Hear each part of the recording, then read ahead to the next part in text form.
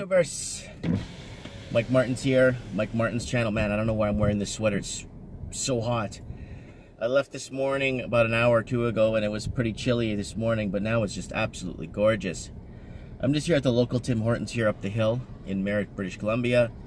Chilling out, getting my coffee for the morning. Gonna go ahead. Saturday is usually playing games day for me. Usually Saturday at the shop, what I do is sit down and play board games with customers all day long. Just play games. Board games, card games, dice games, man, you name it, I play it, man. And Magic, The Gathering, what else? All kinds. So, what did I want to say? The walkaways from the pre-builds. People walking away from their pre-builds. Now, I'm actually going to turn this around. See, oh no, if I turn it around, you're not going to see. I kind of want to show you guys around, but the thing is, if I turn this thing around, what's going to happen is you're going to see a big black circular suction cup thing holding them on the window. So, all right, let me get to my point. It's really entertaining. It's like a bad cell phone plan. You buy a pre-con. If the price of the property goes up so fast in the 1 or 2 years they're building construction, they cancel the deal, they give you back your deposit. But if the price of the value goes down too much and you walk away, they sue you. Someone needs to educate me on why everything is failing us. And I'm not just talking about buying a home or a pre-built. I'm talking about everything. A new car, a used car, a mechanic, everything. And that's why I've been saying on this channel, the economy is gumshoe together by people just ripping each other off. I still remember a mechanic. He's like, yo, I pretended that this car needed this part, and I ended up charging them $9.40 for it, and I didn't even change the part. I left the old one in because there's nothing wrong with it. How does someone sleep with themselves, or how does somebody feel proud of doing something like that to somebody? You know what I'm saying? Like fixing somebody's computer, and then you didn't really fix it or change a battery on a phone or something, but the unit is sealed, and then you charge them for a battery type of thing. Like that's happened so many times. Like it fathoms it. So pre-con. You're excited, you're going to buy your first home, a 2-bedroom condo, and this is an article, a couple articles about this. But he goes ahead and puts down his down payment, and he's excited, he's going to finally get a place downtown, and this and that. Nah, we're going to give you back a refund. The price went up higher than what you bought it for. We're canceling it. We're canceling the deal. So they find reasons, like they say, oh, you know, they didn't raise enough money to build for the contractors, they didn't do this, they find every reason. Then 2 months later, they reschedule a different condo, maybe close down the corporation, open a different name, and then go ahead and reschedule the land, because they own the land, so just reschedule a different pre-builts and start charging more for them, right?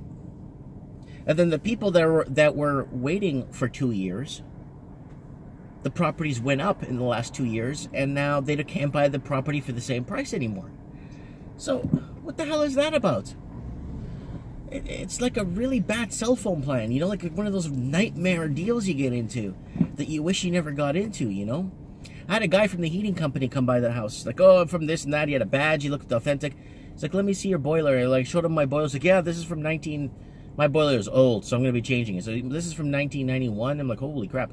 He's like, yeah, we could put one in for you, and then we'll lease it, and then you could lease it, and this and that. I'm like, how long am I leasing for? What's the terms? What's going on? Oh, you know, the efficiency better, so you're going to be saving money. So the money you would have saved, we could prorate that and put it towards. Well, how many payments? Like what? So vague on everything. Oh, fill out this form right now, and we'll get to work on it. You know, starting next week. Like sign these forms. I'm like, you know what? No, I don't need it that bad. I don't need a boiler that bad. I'd rather pay $800 gas bills than have to deal with a nightmare later on. And oh, we could take your house, by the way, because you signed this. It's like, hey. Hi, good morning. Hi, can I get a large coffee, 1 cream? Anything else? That's it, bud. Thank you. So, man, I'm hot. Yeah, so that's what I wanted to put out there. You know, it's like you got these bad cell phone plans that you get into, right? Tell me about some of your cell phone plans you guys got into that were so bad. And tell me about if you've been one of those people caught in the pre-builds and then the price of it goes up and they give you back your money and the contract's void. But what about when you wanted to, when you buy the place and the place goes down in value and you want to walk? There's got to be a median here. There has to be some sort of a balance. You can't rock and roll like this. This is horrible. Let me get my debit. They're horrible people. It's morning. It's beautiful. It's gonna be a beautiful Saturday. I got Sunday and Monday off. Hi there. Yeah. Hey bud, how's it going? Good. Have a good one. Yeah, I don't mind waiting at the drive-thru.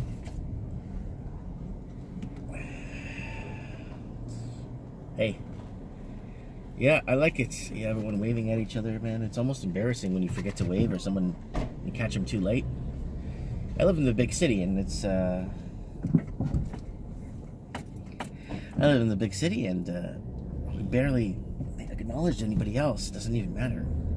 But here, it's a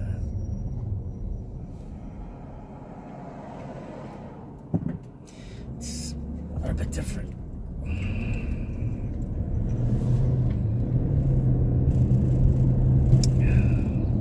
So anyways, so what was I getting at here?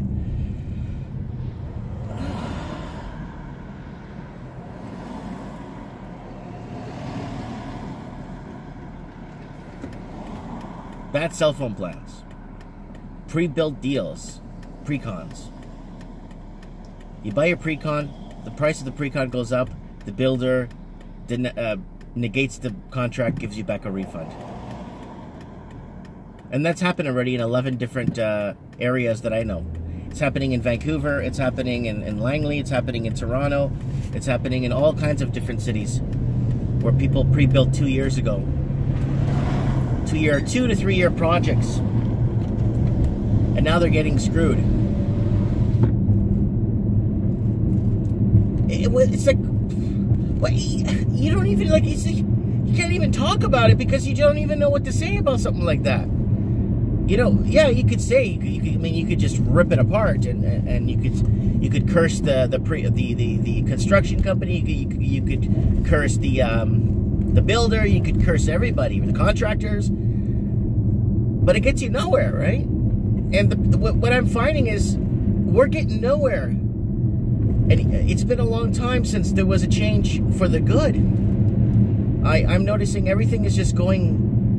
If there's any change, it's for the worse every time. So it's like, where's the benefit in what's, like, just don't change anything. Leave it the way it is. Because if we had things the way they were 20 years ago still today in Canada, holy crap, Canada would be like, holy smokes, you guys have no idea how Canada was, especially people that just arrived or arrived even 10 years ago. They have no idea how Canada was 25 years ago.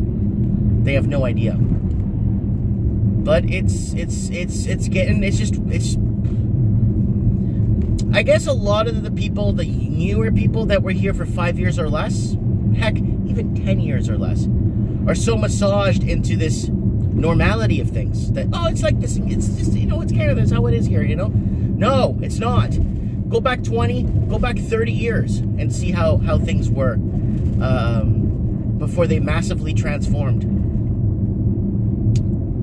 You know, just it's changed, like everything. It's almost like, you know, like how they're saying, yeah, you know, Canada wants to up deportation on not on illegal immigrants, they're like just people that commit crimes and stuff, and send them back to their home country. If you're from Portugal or what else, like Brazil, like countries like that, they'll just send you back, right? Other countries, you don't get sent back, right? So, like that whole fiasco about the guy that cut the guy's head off in the Greyhound bus, he's out of jail, right? And yeah, look it up. I'm not gonna get into it because my video will get flagged. But no, look it up and just send him back to his country. Let his country deal with him. If he's not a threat, then if people are deemed not a threat, then let their country deal with them. Then, you know, make their country responsible for somebody that, you know, that needs help. You know, or according to our standards, he's cured. So maybe you know, we can get a good administration job back in his country. You know, he's cured. I don't know, guys. It's the way things have changed so much. You know, it started changing in the late 90s, early 2000s, late 90s. Things started changing for the worse. You know, it started changing for the worse, and just, you know, making ends, people having a really hard time making ends meet, people having a really hard time just grasping at straws at life. You know, it's sad. I don't know what to say. I don't want to be gloom and doom Mike and sadness Mike, you know. Here I'm at the shop. Did a little tour around the whole town, get my coffee, park in front here. Right in front. So I got people saying they want to come down and visit me when they're in Merritt or they're passing through Merritt. All roads lead to Merritt. So if you're from Kamloops going to Vancouver, and if you're from the Vancouver Lower Mainland, anywhere in the Lower Mainland area coming up to Kamloops or Kelowna, make sure you come by and see me here at the shop on the days we're open. So come if you want to come and say hi. A lot of people come and say hi to me. I like it.